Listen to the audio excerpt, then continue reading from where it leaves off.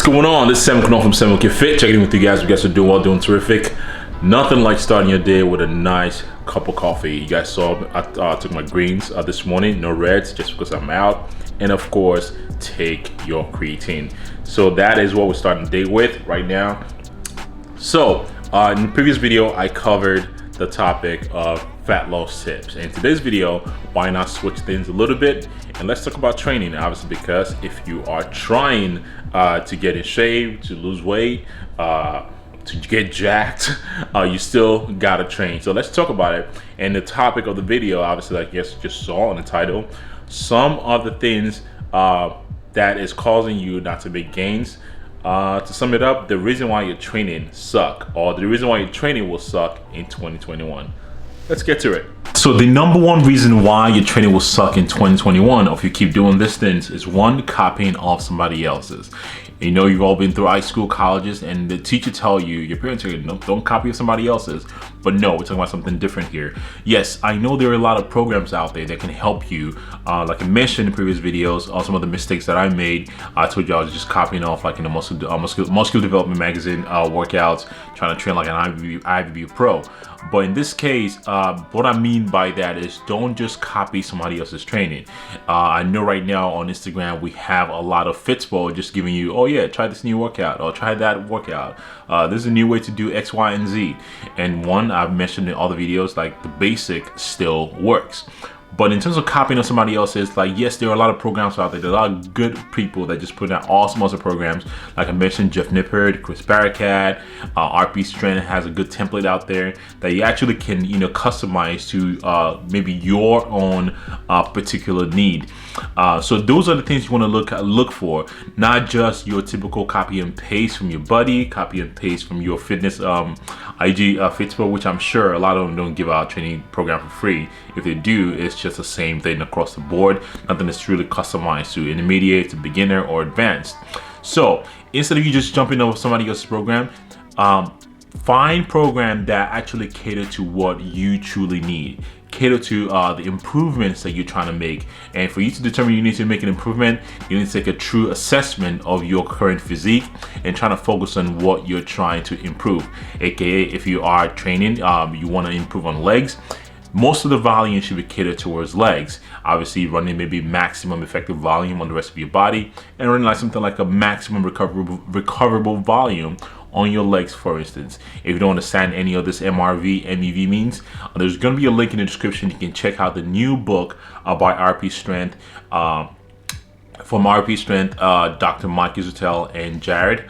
I'll put the link in the description if you want to check that out. Definitely check out the book. I think you'll learn a thing or two on hypertrophic training. So, number one tip, do not copy somebody else's workout. So you have the specific right movement or right training program designed to fix or to better you in 2021 in terms of what you need to improve on. The number two reason why your workout might suck in 2021 is definitely going to be ego lifting. We've all been guilty of that in the past. You want to push the weight just to say, oh yeah, I did that. But no, that is not the case. I've been guilty of that up until maybe like the last 3-4 years and so. I had to like scale back and actually be proficient in my technique. And what technique is going to allow you to do is realize, wow, you don't need all that load really you don't need to move that much load while using improper technique or trying to force it to sacrifice proper technique. When you use proper technique, just allows you to recoup all the muscle fibers, all the muscle group that you actually try to train, and not leave anything out there on the table or on the gym floor. And let me give you a good example of this, or something I see a lot of times when I'm doing coaching. Let's say, for instance, client A comes to me and it's like, hey, I need a workout program. Okay, cool. What are your 10 rep maxes? So let's use squat for instance, and they tell me, oh, I can do 315 for 10 reps. That's my 10 rep max, meaning at 9 rep with a gun pointed to my head, I can definitely push out one more. I'm like, okay, cool, let's do that. And I was like, okay, before we do that, can you send me a video of your first week movement? Let's say doing squats. And I'm looking at it, I'm like, okay, well, we need to do a lot of adjustments to your movement. We need maybe get a bit of wider stand. Your knee needs to be pointed out, driving your knee out when you are throughout the range of motion. Maybe we need to improve a lot of things. And just to come to find out, they actually cannot use that load that they used to use because they use improper technique. That's why I preach a lot of this things. You follow me on Instagram, that okay, when you are training at the beginning of a training cycle, try to seize every opportunity to clean up your technique a little bit. That will allow you to recoup all the muscle fiber that you're trying to, all the muscle group that you're trying to train, and not leave anything else on the table. So leave your ego at the door, focus on proper technique, focus on range of motion, and your workout might not suck in 2021. The reason why your workout might suck in 2021 is going to be rest periods. A lot of you guys might not be thinking about this, but if you follow me on Instagram, you probably understand or know exactly where I am taking this conversation to, because I posted about it not too long ago. So let me give you a scenario, something that happened to me. Last week, I believe, I was training a push. I was doing an incline bench press, and as soon as I was making the movement, okay, first set went perfectly fine. Like, oh, cool, okay, I was doing a 100-pound dumbbell and I was pressing, I think my rep range was between 12 to 15. I was able to execute properly on the first set, but my rest period between the first set and the second set was not adequate enough, as I found out on the second set.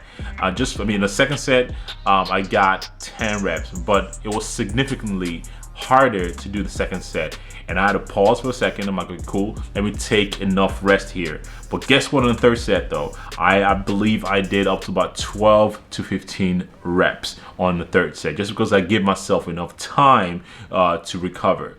I know a lot of people tend to be very strict on, like, a rest period. I mean, up to the point where somebody would have like a stopwatch just to make sure, oh my god, it's got to be 60 seconds. If it's not 60 seconds, yeah, I mean, I'm gonna lose my gains. I'm not gonna burn off fat, or whatever reason that you have to have a stopwatch to make sure you are hitting your right rest period.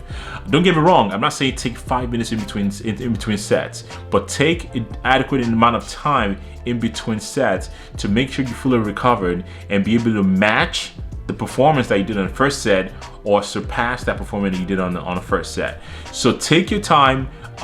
Unless you're a powerlifter, yes, maybe then you want to take maybe 5 minutes of rest, obviously, because you need that output. So that's only reason, or that's only scenario I can think of taking rest periods of like 5-10 minutes in between sets. But if your purpose of training, if your goal of training is hypertrophic training, definitely make sure you take an adequate amount of rest. I'm not saying again 5 minutes or so, whatever.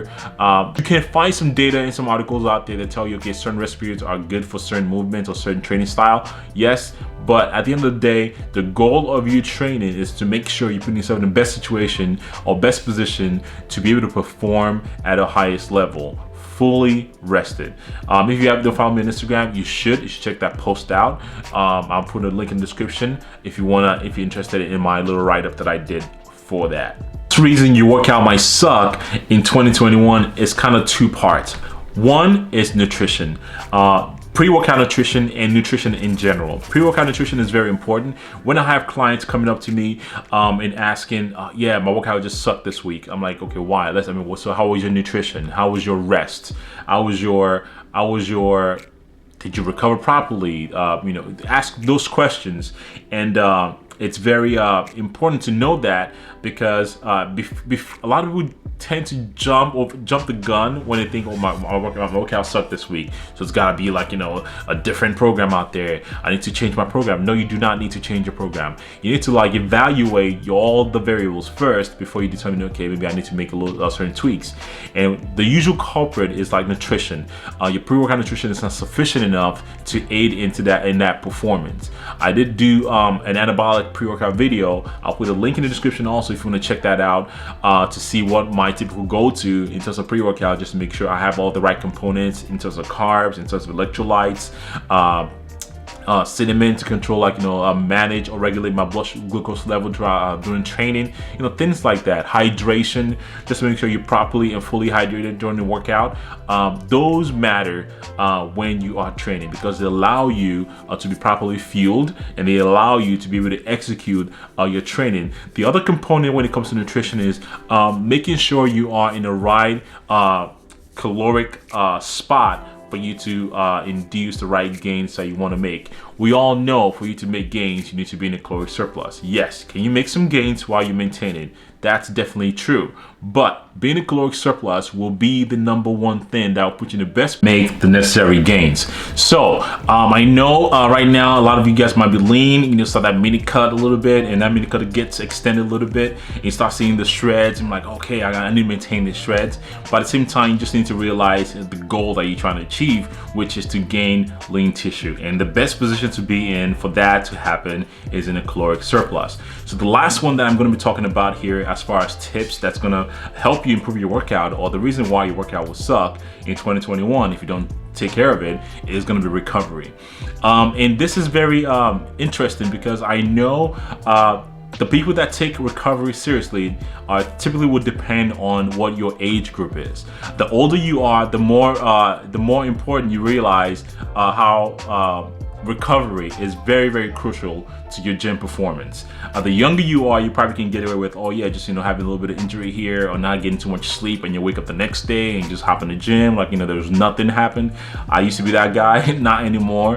Now I try to seize the opportunity to get as recovered as well as much as I can, especially right before leg day. I know that negatively impacts my training when I'm not fully recovered, when I don't have enough sleep, I'm not properly hydrated, especially sleep. Sleep is very crucial. It's very, very important that people neglect a lot of times. But when we're younger, you know, you can just, oh yeah, you know, get a little ding here, like just bounce back, you know, right? I mean, bounce back without any issues. But when you keep those habits for a long period of time, they can definitely hinder your gym performance. They can definitely leave some of the gains that you could have made in the last few years by not paying attention to recovery. So 2021, prioritize recovery. Hydration is very important. Make sure you get your rest. Rest is very important.